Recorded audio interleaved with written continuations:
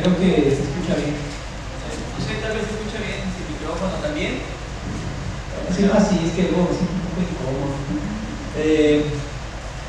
Pues primero, no sé si ya habían venido alguna vez a este espacio que es la Tapachita.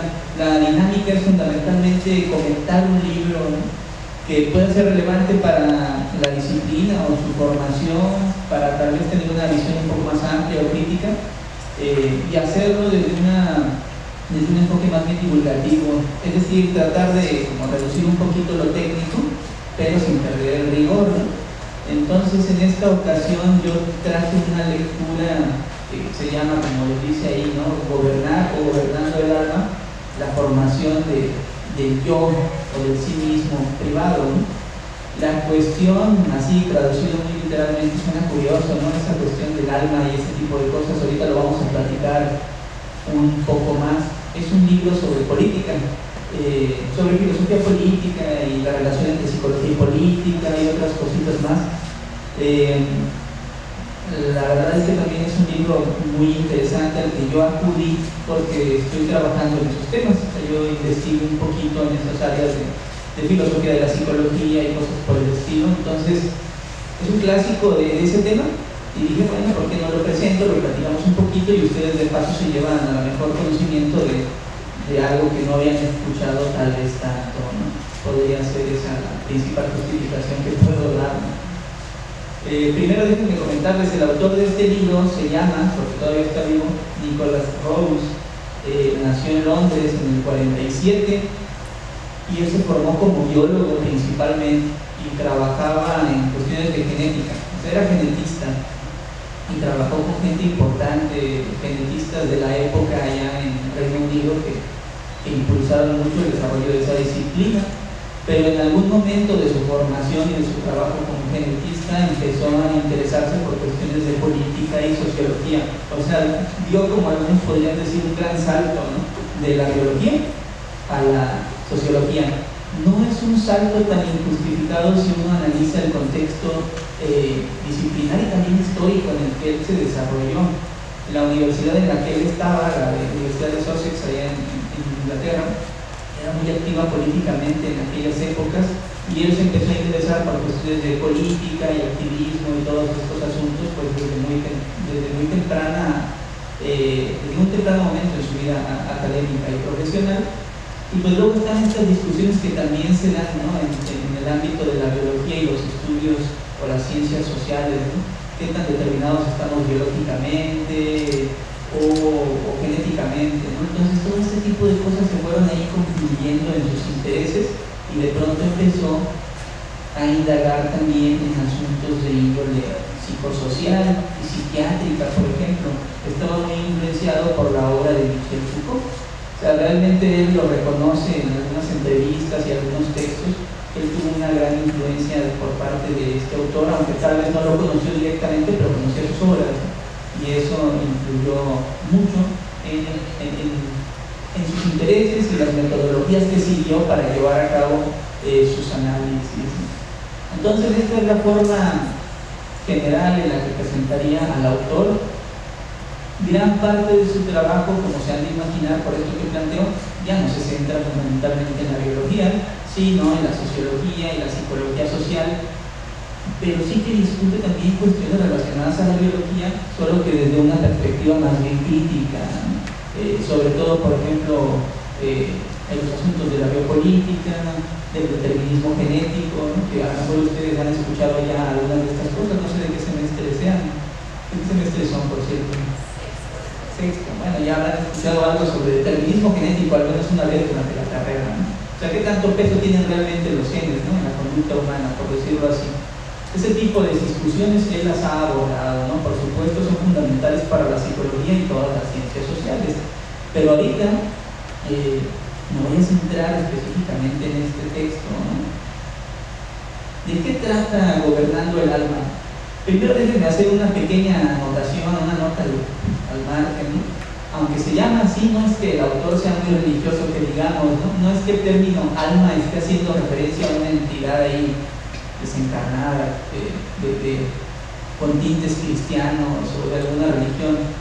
Más bien con alma él busca hacer alusión pues a la etimología, ¿no?, de la palabra psicología, ¿no? ¿Qué es la psicología? Nos dicen desde los primeros semestres, ¿no? O sea, etimológicamente el estudio del alma, ¿no? Entonces por eso él intenta como poner este término o esta metáfora en el centro de su libro, porque es esencial de alguna manera, ¿no?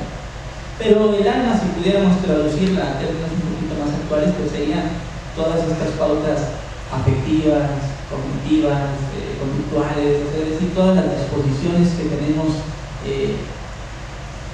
con respecto al mundo, ¿no?, por decirlo de alguna forma. Entonces no tiene tintes religiosos propiamente este término, al menos no en el libro, ¿no? También juega un papel un tanto, les digo, metafórico.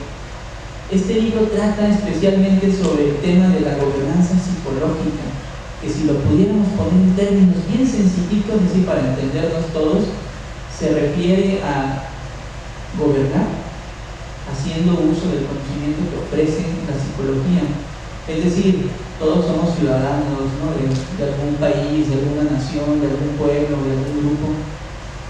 ¿Cómo gobernar a esas personas haciendo uso de lo que nos enseña la psicología y particularmente las ciencias sociales, ¿no?, en general actualmente? Entonces el texto trata particularmente sobre eso, y hay cosas que sobresalen mucho a lo largo de su obra en general y de este texto en particular, que son cosas como el poder, ¿no?, las cuestiones del control, el papel que los expertos juegan en las sociedades para gobernar y los asuntos de la subjetividad también. Es decir, cómo todas estas técnicas que la psicología nos ha dado nos permiten de alguna manera, o permiten a aquellos a quienes gobiernan, permiten construir sujetos o ciudadanos que son de alguna forma gobernables o que pueden insertarse en un determinado contexto social. Sobre ese tema ahorita vamos a platicar un poco más. Es delicado si uno lo analiza con detalle. O sea, ya no estamos hablando solo de la psicología que se limita a los terrenos del consultorio, sino de la psicología que se utiliza pues, básicamente para regularnos, controlarnos o incluso motivarnos a todos nosotros, ¿no?, a hacer ciertas cosas. Al autor le interesa mucho esto. Él dice, cuando inicia el libro, que intenta hacer un análisis desapasionado de todos estos asuntos, ¿no? Es un libro histórico, o sea, es una historiografía también de la psicología. Obviamente que hay una cuestión interesante, ¿no? El que intente hacer un análisis desapasionado no quiere decir que no tenga ciertos compromisos teóricos, ¿no?, o axiológicos. Los hay, pero ciertamente el autor intenta hacer un gran esfuerzo por trazar todo el desarrollo de la psicología como disciplina relacionada a todo este asunto de la política. Entonces es un libro ciertamente curioso, no está traducido al español. Hay otros libros de Nicholas Roth que sí están en español, pero este no. Y es curioso, lo digo porque tal vez sea uno de los libros más influyentes en esta materia. Ha sido citado miles y miles y miles de veces, y me llama la atención que no haya una traducción oficial al español, ¿no? Pero bueno, pues tal vez tiene más que ver por el escaso interés que ha habido sobre estos temas en el contexto hispanohablante, ¿no? O sea, desde la gobernanza psicológica en particular. La estructura general del libro es relativamente sencilla, son 4 grandes partes. La primera de ellas abarca lo relacionado a las personas o a la gente y la guerra. Tal vez ustedes ya sepan que mucho de la psicología se desarrolló en esos contextos de guerra. O sea, grandes cosas que caracterizan actualmente a la psicología, ejemplo, las pruebas psicológicas, o las pruebas de inteligencia, por ejemplo, surgieron en contextos de guerra, pues básicamente para clasificar a todas estas personas, ¿no?, para clasificar la idoneidad, por decirlo de alguna manera, de quienes iban a participar en todas estas prácticas, ¿no? Aquí el autor se centra en algunos puntos relativos a la psicología de la guerra, no solo refiriéndose a los test, sino también a las aplicaciones tan delicadas que surgieron en estos contextos, por ejemplo, para afectar la moral del enemigo, ¿no?, y para aumentar la moral también de aquellos que están peleando por una determinada causa. La psicología tuvo ese, uno podría decir, no, ese pasado un tanto oscuro, pero lo cierto es que es muy público. O sea, podría haberse oscuro en un sentido moral, pero finalmente fueron aplicaciones que tal vez si no se hubieran dado en aquel momento, pues ahorita no contaríamos con ellas, o al menos en el sentido que las conocemos actualmente, ¿no? Entonces, todas estas aplicaciones que surgieron en contextos de guerra fueron fundamentales. La psicología social creció mucho también por todo esto, ¿no? ¿Cómo se utilizó, por ejemplo, la propaganda para hacer todos estos asuntos? La psicología de las masas, la psicología de los grupos que ustedes a lo mejor ya estudiaron a lo largo de la carrera, se vieron impulsadas en gran medida por todo esto que ocurría en estas situaciones tan lamentables, ¿no? La segunda parte tiene que ver con el sujeto productivo, es decir, las personas en el mundo laboral o industrial. Ahí también, aunque no lo parezca, la psicología creció radicalmente gracias a todo el interés que había en una cosa así particular, ¿no? Cómo hacer a las empresas más productivas. Y algunos se dieron cuenta de algo. Es que mejor forma que eficientizando, por decirlo de alguna manera, el comportamiento de aquellos que trabajan en la empresa, ¿no? Se dieron cuenta que era fundamental llamarlo todo, bueno, igual se lo voy platicando, ¿no? De alguna manera. Se dieron cuenta que había algo así, esencial a la hora de trabajar en estos rubros, ¿no? Con estos asuntos. Había que mantener felices, por decirlo de alguna manera muy sencilla, a quienes trabajan en las empresas, ¿no? Tenían que buscar el bienestar de los trabajadores si lo que pretendían era que la empresa fuera más productiva. Y esto obviamente, ¿con qué creen que se relaciona? Pues con la psicología, ¿no? Esencialmente, ¿cómo comparamos el bienestar y la eficiencia en la empresa? Pues aplicando técnicas de psicología industrial y laboral actualmente, surgieron a mediados del siglo pasado. Realmente todas estas técnicas surgieron en estos contextos de querer volver más productivas a las empresas, ¿no? Y luego está la tercera parte y la cuarta parte, que tienen que ver con asuntos tanto de psicología educativa como psicología clínica, fundamentalmente. La parte 3 trata mucho de los asuntos relacionados al niño, a la familia y cómo de alguna manera educar a las personas desde que son pequeñas para ir insertándose a un mundo social complejo. En este sentido también hay varios puntos muy importantes que se toman en consideración en relación a la psicología. Y totalmente no estoy logrando ver.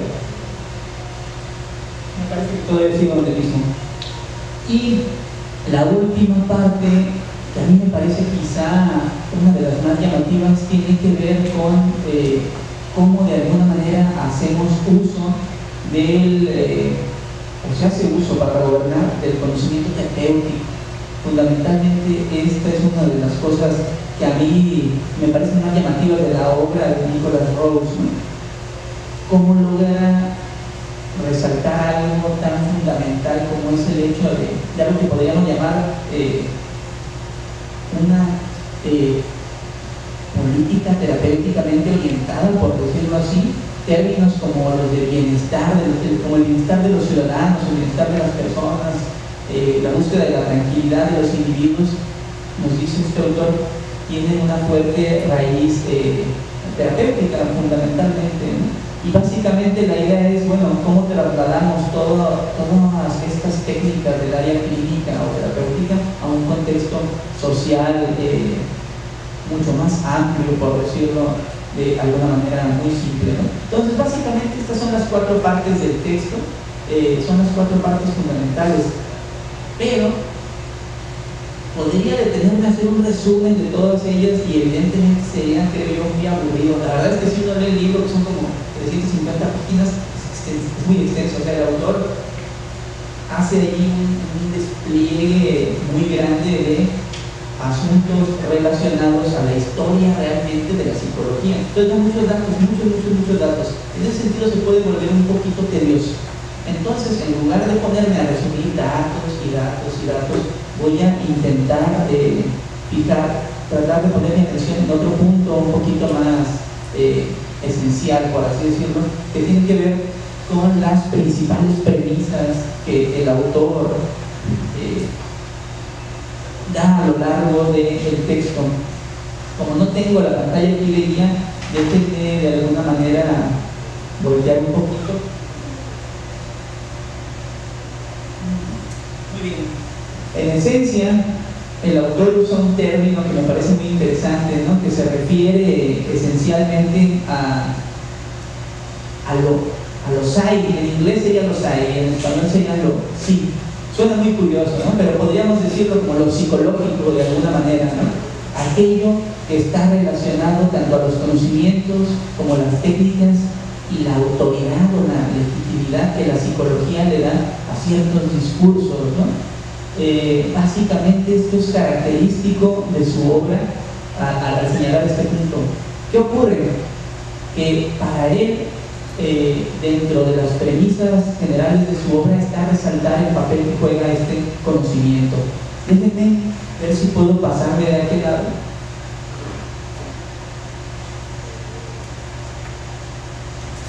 ¿Se escucha bien? Me parece que sí. De esta forma creo que puedo ir viendo.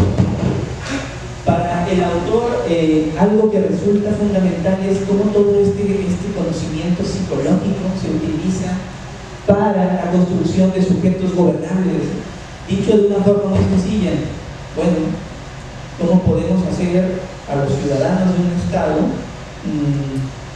más eficientes, por así decirlo, para cumplir o seguir los objetivos del Estado, ¿no? Ya no solo de la empresa o los objetivos terapéuticos, por ejemplo, sino en general, ¿sí se escucha bien?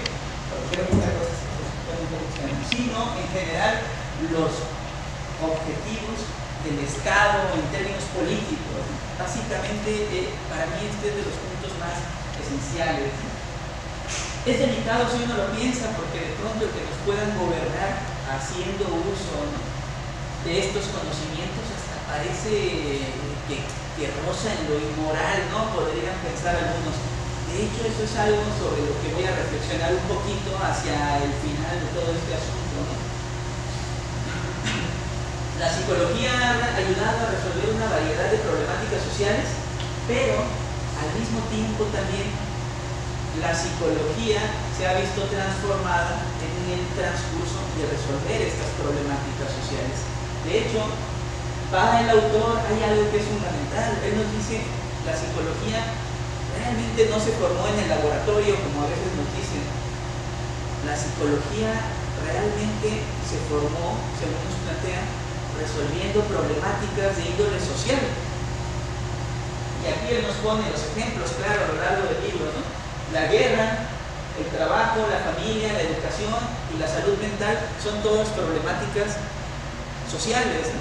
Y la psicología, en el transcurso de intentar resolverlas, de alguna manera ha ido dándole forma a su propia identidad como disciplina.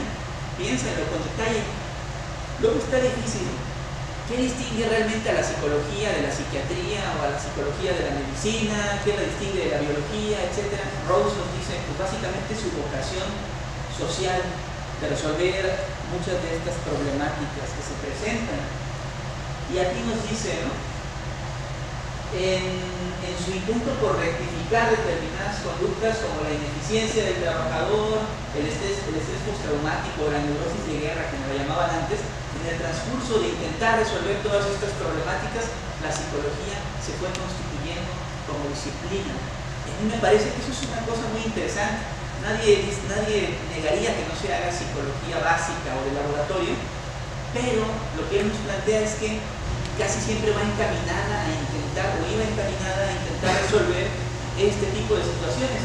Y ahora a la fecha, traten de pensar cuando están planteando sus protocolos y ya llevan seminario o metodología, ¿qué tipo de temas plantean? Pues el acoso escolar en estudiantes de secundaria, ese es un problema social, ¿no? Por poner un ejemplo, ¿no?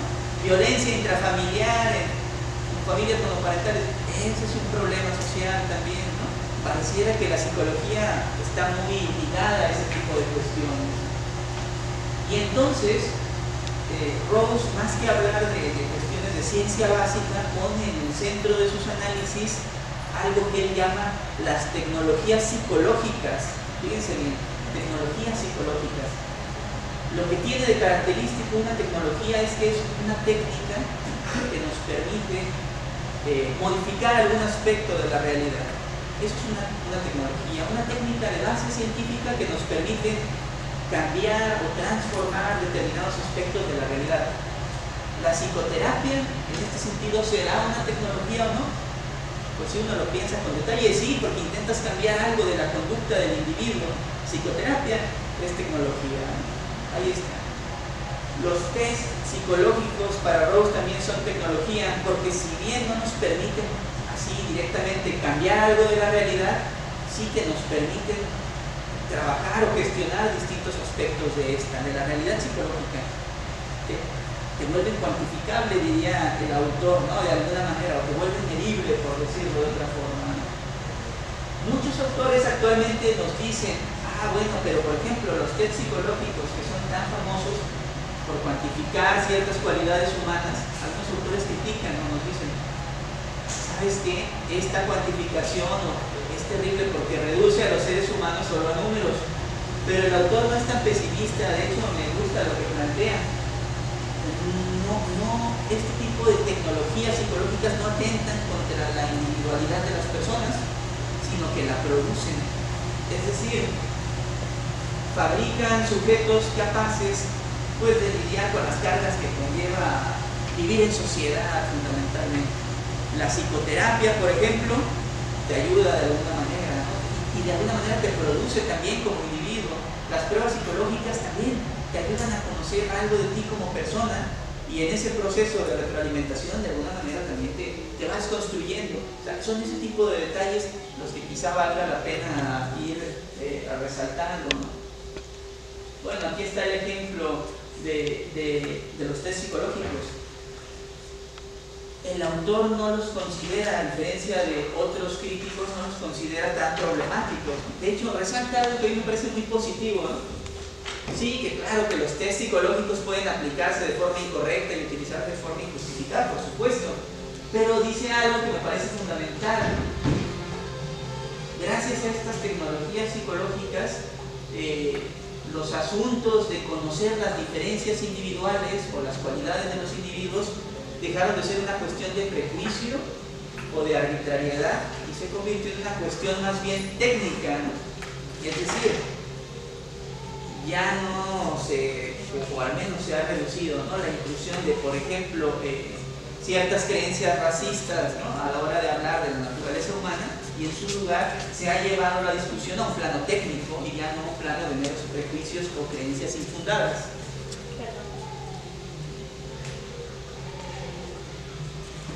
Muy bien. Entonces, estas son el tipo de cuestiones interesantes. Nos dicen que van a apagar el proyector, entonces voy a seguir platicándolo así tranquilamente. Digo, al final conozco bien la obra, ¿no? El chiste era más para que pudiera servirles también como guía a ustedes, ¿no? Y hay un punto que me parece muy importante. Una de las premisas básicas del autor tiene que ver con este asunto de la obligación de ser libre. Ese es uno de los aspectos más pesados de la obra de Rose. O sea, pesados teóricamente o metodológicamente hablando, ¿no? ¿Qué ocurre con esta obligación de ser libre? Nos dice, si vivimos en sociedades democráticas y liberales, estamos obligados realmente a ser libres, ¿no? ¿Por qué? Porque estamos de alguna manera siempre expuestos a la situación de tener que decidir entre distintas opciones. Decidir, por ejemplo, qué es la presidencia de un país, decidir quién va a gobernar nuestro municipio, decidir qué vamos a comprar o qué no vamos a comprar, a qué escuela entro, qué opciones descarto, hasta decidir con quién me caso, ¿no?, por decirlo de alguna forma. Todo eso caracteriza a una sociedad liberal, a diferencia de una autoritaria, ¿no?, donde el gobierno te impone rígidamente las cosas que tienes que hacer. Entonces, lo que este autor plantea a mí me parece muy importante. Nos dice, la psicología ayuda a los individuos, o puede ayudar a los individuos en todo este transcurso de vivir en sociedades libres, ¿no? Finalmente, por ejemplo, piensen, ¿para qué se supone que va una persona a psicoterapia, ¿no? Por poner un ejemplo que a lo mejor es muy cercano a ustedes. ¿Para qué vamos a la psicoterapia fundamentalmente? Algunos dirían, pues para sanar, ¿no?, para sentirme mejor. También podríamos decir que es para tomar mejores decisiones, ¿no?, en la vida, o sea, para ser más libre, si pudiéramos decirlo de alguna forma un tanto cercana a este asunto, ¿no? Esto es lo que intenta resaltar el autor cuando nos habla de gestionarnos a nosotros mismos y de esta obligación que tenemos de ser libres, ¿no? Y aparte resalta algo muy importante, nos dice los lenguajes que la psicología nos ha dado, todos estos términos como inconsciente, afectos, actitudes, etc., dice, cada vez se han ido introduciendo más, pues no solo en el imaginario de ciertos profesionales, sino en el imaginario y en el léxico colectivo, ¿no?, de todos nosotros. Hay un montón de gente que usa la palabra inconsciente y no sabe, por ejemplo, que lo está utilizando una palabra, perdón, con raíces muy psicoanalíticas, ¿no?, que viene desde Freud, ¿no? ¿Y esto por qué lo menciona el autor? Porque lo que plantea es que incluso en el terreno de la gobernanza o del gobierno de los estados y de otras instancias como las empresas, por ejemplo, cada vez se han ido utilizando más y más las teorías y las técnicas psicológicas, ¿no? Es decir, el autor plantea que actualmente no solo los psicólogos parecen utilizar la psicología, ¿no?, sino muchos otros profesionales, los políticos evidentemente incluidos. Y ahí hay un punto fundamental que tiene que ver con esta obra, ¿no?, el tema, les decía yo, de la gobernanza psicológica, y es quizá uno de los asuntos más delicados, ¿no? ¿Cómo podemos gobernar haciendo uso de estos conocimientos sin atentar contra las libertades de las personas? Pues ya se hace, ¿no? Y frecuentemente estamos expuestos a este tipo de cosas, solo que no lo sabemos, ¿no? Pero de manera muy general, lo que el autor nos plantea es que no necesariamente habría que ver esto en un sentido demasiado negativo, ¿no? Creo más bien que el autor tiene una visión optimista respecto a cómo se puede hacer uso de todo este conocimiento. La cuestión, por supuesto, es que en efecto se utilice adecuadamente, ¿no? Pero de forma general esa es la presentación de la obra.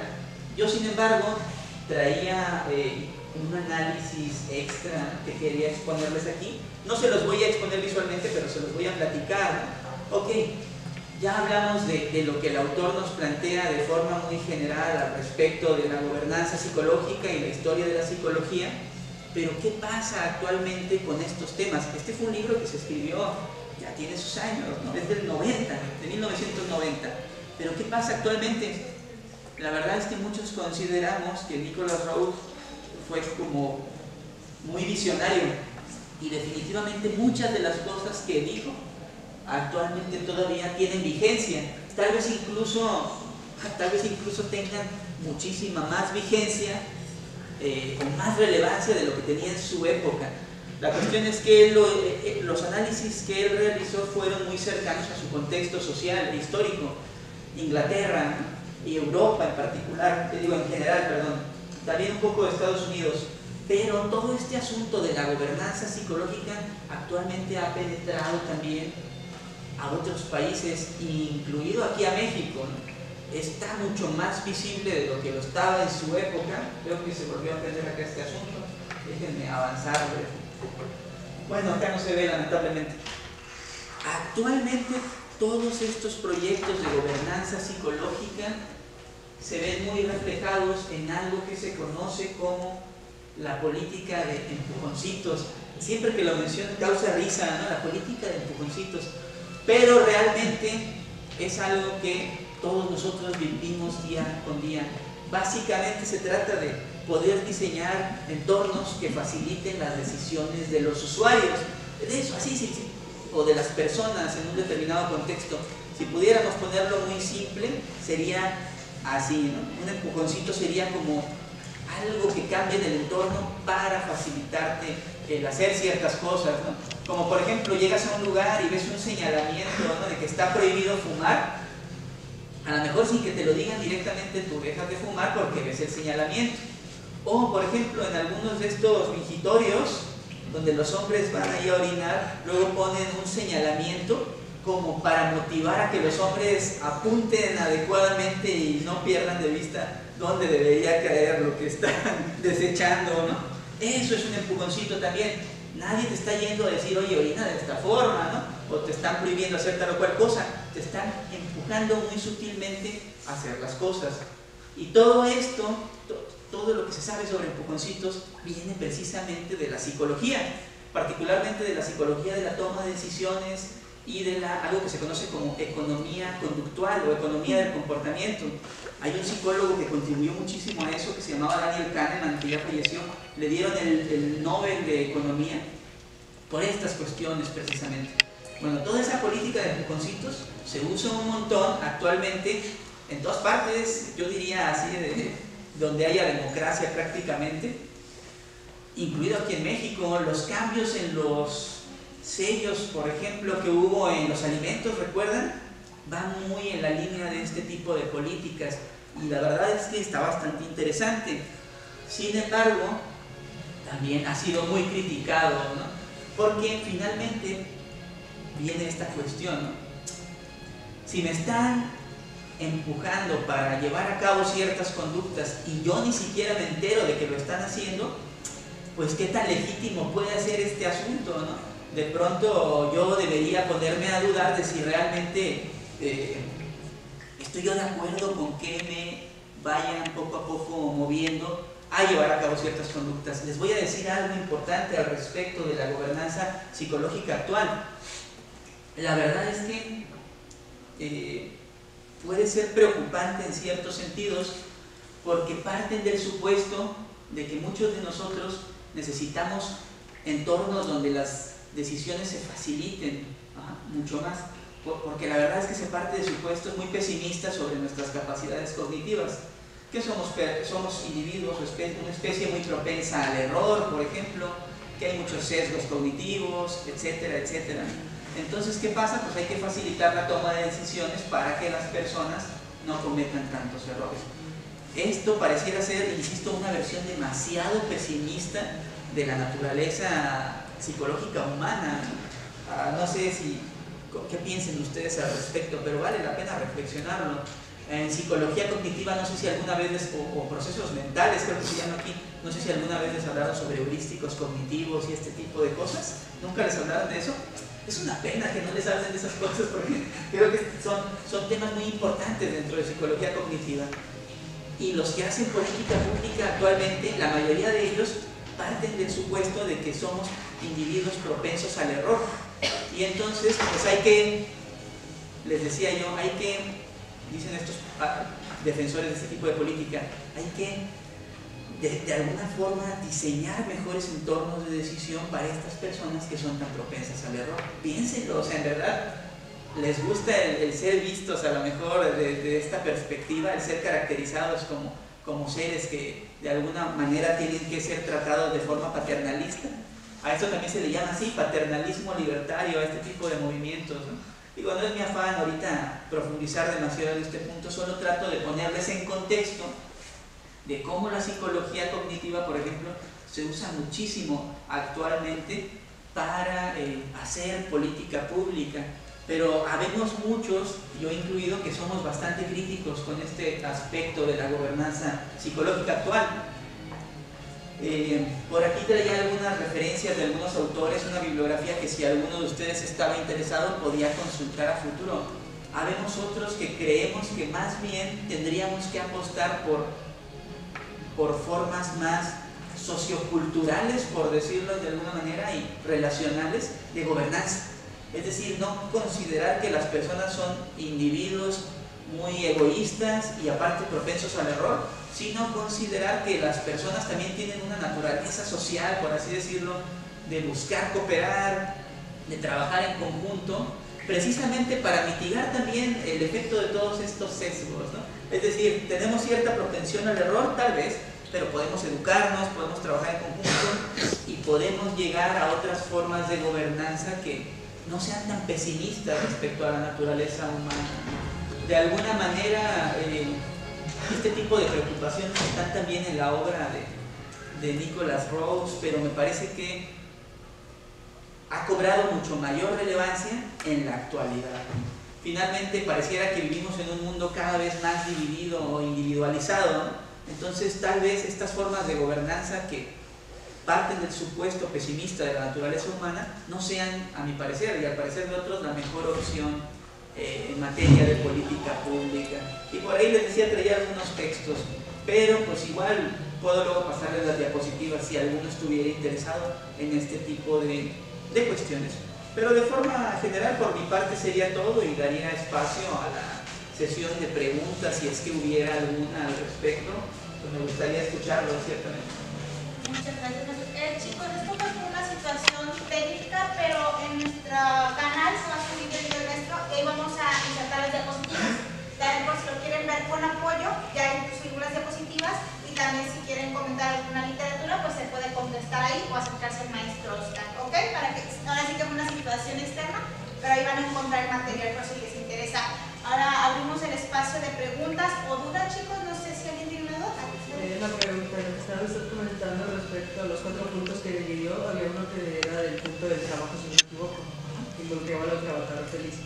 Es posible que en la actualidad, en base a lo del libro, los trabajadores o para hacer trabajos, por ejemplo, los esquemas piramidales, usen la psicología para la conveniencia y a su vez usen, por ejemplo, el punto del trabajador feliz, al tenerlo, digamos, fingiendo que él es su propio jefe para él.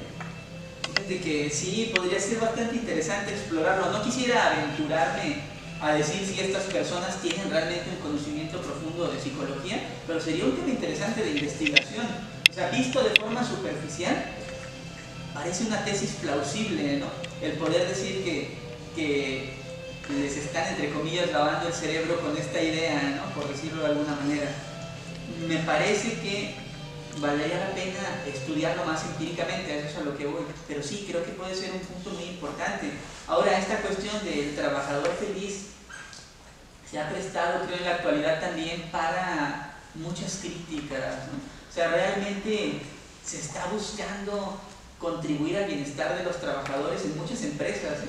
O realmente lo que se está haciendo es nada más darle las condiciones mínimas, ¿no? Por así decirlo, las mínimas, las más básicas, de cierta forma de bienestar, para que puedan sacar la chamba, ¿no? A todo lo que da. Creo que ese es un punto sobre el cual vale mucho la pena reflexionar, porque la psicología puede utilizarse también para fines de explotación laboral, ¿no? No necesariamente para mejorar los ambientes laborales. Entonces, pensando en esto que planteabas, creo que tiene cierta relación también, ¿no? Analizar cómo se está utilizando la psicología realmente para estos objetivos, ¿no? Pero me pareció una buena pregunta, gracias. ¿Alguien más? ¿Alguien tiene otra duda? Bueno, yo tenía varias preguntas, pero ya las contestó cuando se habló. Pero una que me queda que también comentó, pero yo tenía una pregunta. ¿Le parece que el autor se inclina a dar algún tipo de aseveración acerca de lo que gobierna el alma de la psicología como disciplina? Y usted comentaba lo de la parte social, pero precisamente hablando de que muchas veces el conocimiento psicológico llega a la población general, pero no sé si necesariamente muchas veces tiene evidencia científica que lo respalde. Entonces, no sé si no está, qué parte, cuál sería el alma de ello, ¿no? O sea, según el autor, para usted en la psicología actual, ¿qué es lo que gobierna la psicología en ese sentido, ¿no? O sea, ¿qué es lo que la psicología está gobernando actualmente? Sí, algo así. Porque es que es complicado, ¿sabes? No es que la psicología gobierne nada, ¿eh? O sea, los que gobiernan realmente son, curiosamente, generalmente ni siquiera son científicos, ¿no? O sea, claro, recurren a este tipo de conocimientos y técnicas, por supuesto, pero la labor de gobernar,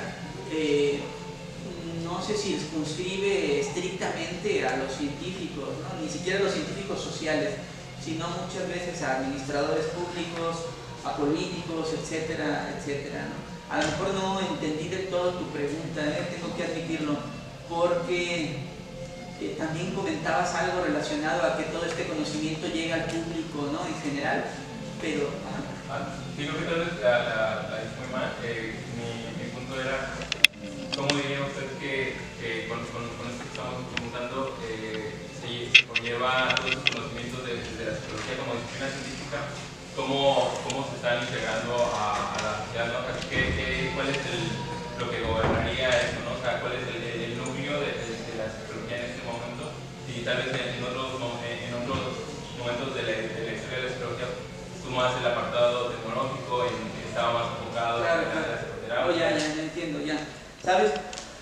sí se está integrando actualmente en estos contextos sociopolíticos, por supuesto, y se está haciendo con mucho éxito. Y el componente tecnológico está hoy más fuerte que nunca y habría que atender a dos cosas. Primero, te digo, todo esto que la psicología de la toma de decisiones ha enseñado, que es mucho de lo que se está usando para el desarrollo de política pública. Aquí mismo, por ejemplo, en la facultad hay gente hablando actualmente de economía conductual, por ejemplo, y de empujoncitos y este tipo de cosas. Digamos que es lo que más está a la vanguardia, por decirlo en cierta forma, pero no necesariamente es lo menos criticable. Yo creo que hay mucho que criticar ahí. Por ahí cita un artículo de mi autoría que está por publicarse donde discuto este tipo de política desde una perspectiva crítica, pero se está haciendo, ¿no? O sea, definitivamente se hace. Y la otra cosa que hay que atender, el componente tecnológico.